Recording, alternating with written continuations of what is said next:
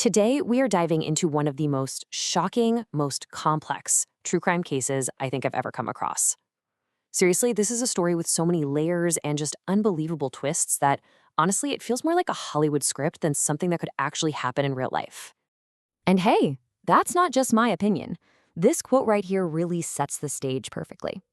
What you're about to hear is 100% true, a story of multiple tragedies all tangled up into one single, almost unbelievable case.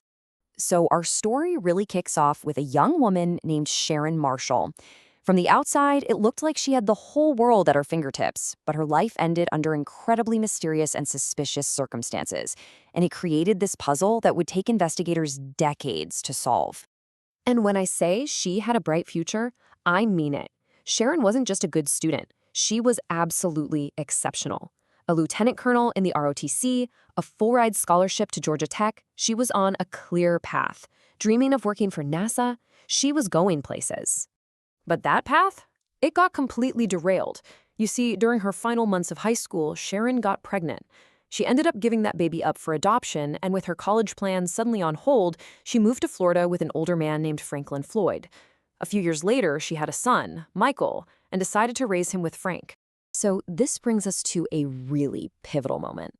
On April 25th, 1990, Sharon was found unconscious on the side of a highway. At first glance, it looked like a straightforward hit and run. Floyd told police he'd been asleep at the time, but as you're about to see, the story was nowhere near that simple. And right away, things just didn't add up. Sharon's friends were told she was actually recovering in the hospital, but then out of absolutely nowhere, Franklin Floyd banned them from visiting. Just 5 days later, Sharon was dead. The doctor was so suspicious, he noted old bruises on her body, that he actually classified her death as a homicide, suggesting her fatal head injury probably didn't come from a car at all. And this is where the investigation really starts to peel back the layers on the man at the center of it all.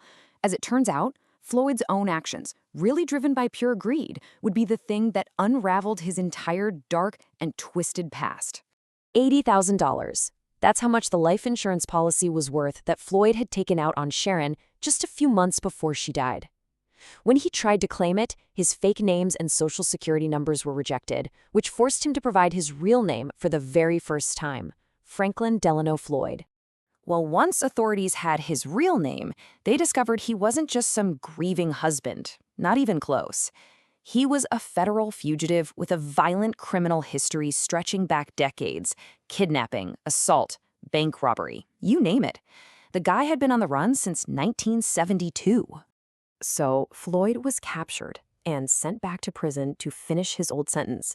But when he was released 4 years later, his crimes just escalated to this whole new level of horror. And this time, they were centered on Sharon's young son, Michael. You see, while Floyd was in prison, Michael was placed with a really loving foster family. Floyd kept insisting he was the boy's father, so he was granted visitation. But Michael always seemed hesitant during the visits, so a DNA test was ordered. The result was crystal clear.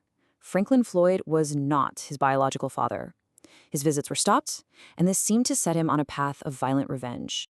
On September 12, 1994, not long after he got out, Floyd walked right into Michael's elementary school with a gun. It was a chillingly calculated plan.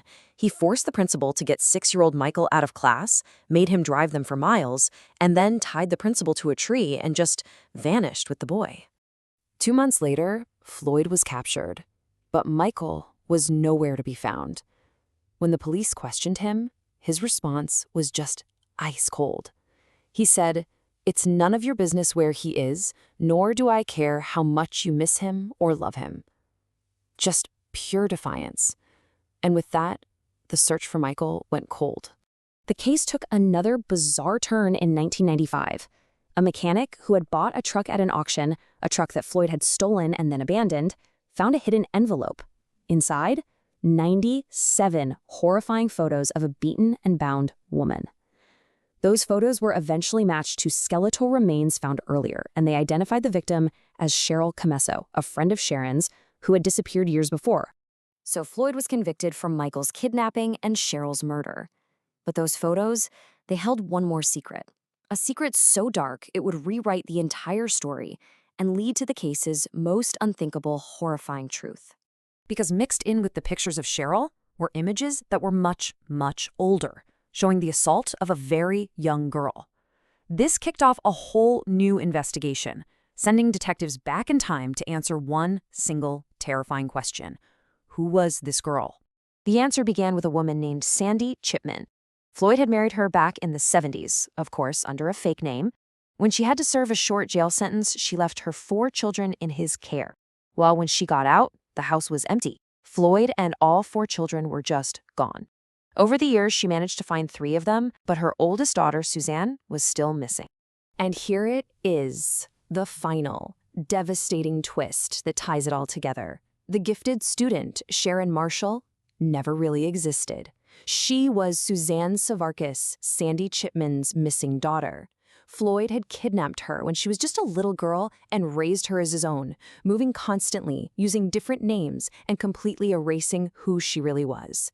I mean, just try to wrap your head around that for a second. This was the horrifying reality. The girl who dreamed of going to NASA was living an absolute nightmare.